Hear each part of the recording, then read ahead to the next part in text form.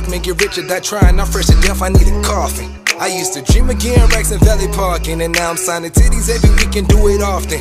Whoa, who knew how this vision would go? Who knew how this vision would go?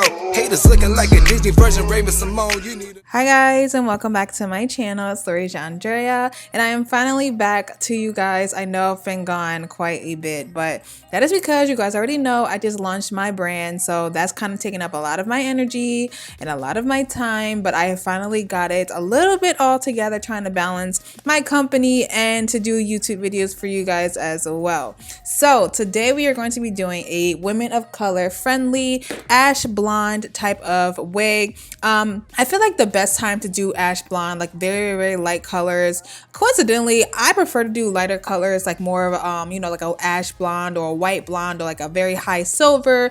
I love to do those colors mainly in the winter time. I just feel like it's like winter wonderland when it comes to those type of colors. I really like to do those colors in winter. Some people like to do them in summer, but personally I get pretty chocolate latte in summer, so I kind of try to stay away from, you know, those lighter type of colors when it comes to summertime because I do get darker. So getting right into the dyes, I do show you guys the dyes that I do mix together.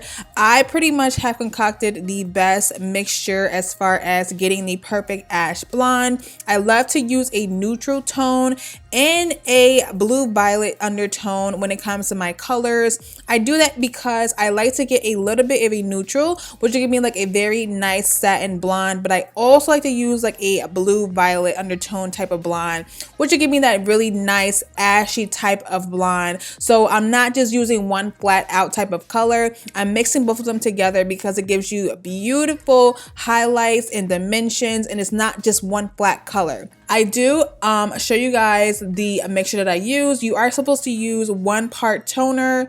Actually, boom, these are not toners. These are actually permanent hair dyes.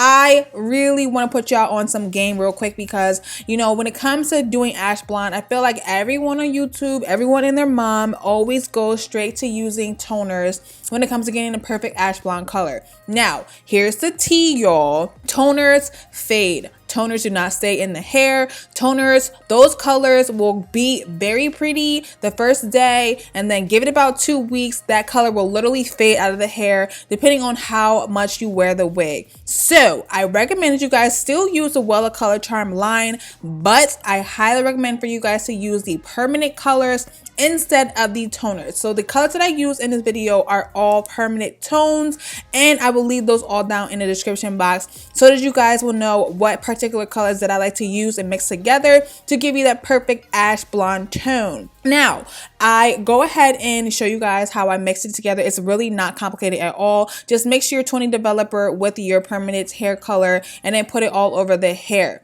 When you have let that sit in the hair for about 30 to 45 minutes, rinse it out. I do like to shampoo my hair twice. I will use a regular shampoo and then I will use a purple shampoo. Okay, so I will let it sit in purple shampoo, for about 10 minutes. And then once that is out, I will rinse that out. And now it's moving on to the most important part in this whole entire video, and that is tinting that lace. No matter what complexion that you are, I feel like a lot of times people do not do this step, and it is the most mandatory thing to make your lace look so seamless and just so blended in with your complexion, no matter what complexion you are. I really highly recommend for you guys to tint your lace. You do not want those white knots to show on your lace, because when you put this blonde hair on, this hair is so light. You need to tint that lace, and you need to tint those knots on that lace so that it really blends in. So I do show you guys in the video what complexion, what colors I like to use. I love to use a color Tango from Wella Color Charm. I like to use the Color Tango brand because I feel like they have the best, you know, skin tone, or nearly close to everyone's skin tone when it comes to tinting the lace. I love to use those. So basically just get any color that you guys feel like would be the best color for your skin tone. I like to mix 7NN and 7B. So if you guys are pretty much the same complexion as me, I really highly recommend, I cannot say that word. I really highly recommend that you guys use 7NN and 7B mix pretty much half and half each. Mix it with your 20 developer and then put that on a lace and let it sit for 4 minutes, and then you are all tinted and ready to go. So you see Bianca in the background. She is all blow dried, curled, straightened, and now she's just sitting and waiting for me. So I'm moving on to my makeup now. So as per usual, I do show you guys in every single video the products that I use. So I really want to use the Juvias Warrior 2 palette. I'm obsessed with this palette. I'm probably going to use this palette about 1 to 2 more times, maybe even 10 times on this channel again, because I feel like those colors really do show very well on my skin tone and they really do pop. You know, I kind of really struggle when it comes to that, when it comes to these colors. A lot of times the colors may look super beautiful in the palette, and then once I put it on my melanin eye, they never really show. So I do love the fact that Juvias Place, a lot of their palettes really show on women of color. So I really like to use those palettes. So I wanted more of like a neutral ready type of crease going on in this whole look. I promise you guys, I did not know what kind of look I wanted to do. But one thing is, I know you guys had seen on my social media, probably a few weeks ago, maybe even a month ago, I had did a very plummy type of pinky all matte eyelid. So I really want to do that look again because I did not record that one. So I wanted to go ahead and recreate that look and we use more of like the red and orangey tones in this one, because my sweater, I was doing a look for a ugly sweater party, so that is why I use all of these tones, but I wanted a really all matte look. So in the video, I do point out every single shade that I use from my palette. That is the only palette that I use, so that is really good for people that do not want to go switching back and forth between 50 million freaking palettes. I do use one palette in this video, so that will definitely help you guys out when it comes to that. So in the video, I will point out the direct shades that I use, and I use only about like 3 or 4 brushes as well. It's really not that deep with this whole makeup look. It is like all matte makeup look. So yeah, I do like a soft matte crease. But yeah, everything in the video I'm pretty much showing you guys and pointing out. So I will come back if I feel the need to do so, which is not really going to be into like the hair part, because like I said in the video, the makeup part is pretty much just all self-explanatory. When it comes to the foundation portion, I do have a separate video out on my channel already, just so that I can help cut back my videos with that. I do show some of the scenes in the video just for like, you know, watching purposes. But if you guys want a super detailed video of how I do my foundation routine in the winter time, please go and check out that video. I'll probably put a tag in this video as well. So yeah, I will be back when I get back to the hair and I put my wig on and I show you guys how I blend my lace in with my skin tone. Okay.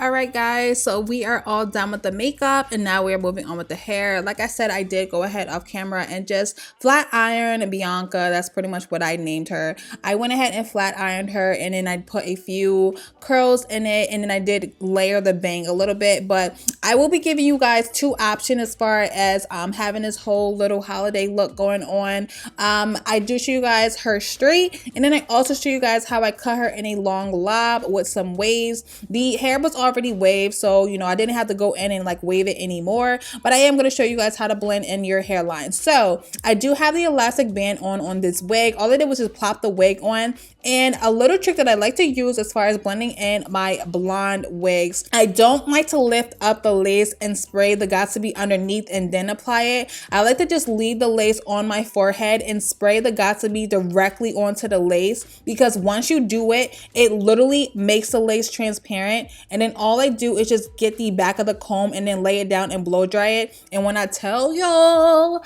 this looks exactly like my skin. It is crazy. Like, this looks like scalp. Like, this is literally how I do all of my blonde wigs, no matter if it's for me, if it's for one of my clients or anything. It looks literally like skin. There is another girl that I do blonde wigs for. She loves a 613 blonde, and every single time I do a wig for her with the blonde, I always tint the lace, and she is more chocolate and melanin than me, and it literally looks like that wig is coming straight from her scalp. It's crazy. So this is literally what I do to all of my blonde wigs. I just tone it a little bit, I tint the lace, I push it down with the Got2b spray, putting it directly onto the lace, and it looks so believable and just so blended. Please don't mind the other side of my lace. Like, I was just being so lazy when it came to that side, and you know, I didn't really tack it down, but you're not gonna see it anyway. So yeah, don't be coming for me in the comments talking about why is my other side of my lace coming up. I just told y'all why. So yeah, now we're gonna move on to the second look, and I just felt like when it came to this hair is from Yolissa hair. It's my first time using their blonde hair, but like I said, I was gonna be doing videos showcasing other companies' blondes if I felt like it was worthy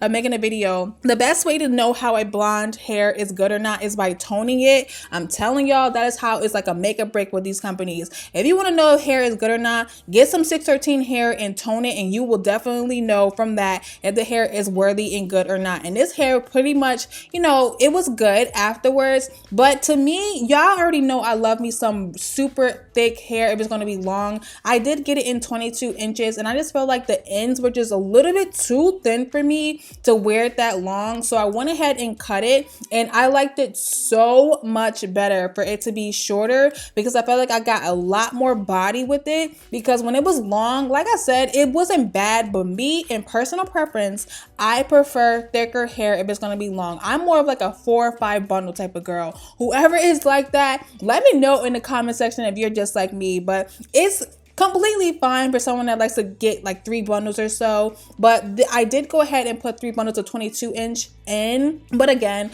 you know, I like me some thicker hair, so I did not have a problem going ahead and cutting it, and I love it so much better shorter. So let me know in the comment section if you guys like this look longer or shorter, if you're more of a long hair type of girl, if you're more of a short bob type of girl. Let me know in the comments. But that is pretty much the end of the video. I hope you guys really enjoyed it. I hope you guys learned something as far as blending in your frontals and your blonde hair with more melanin skin, and I hope this really helped you guys, and I hope to see you in the next one. Bye guys.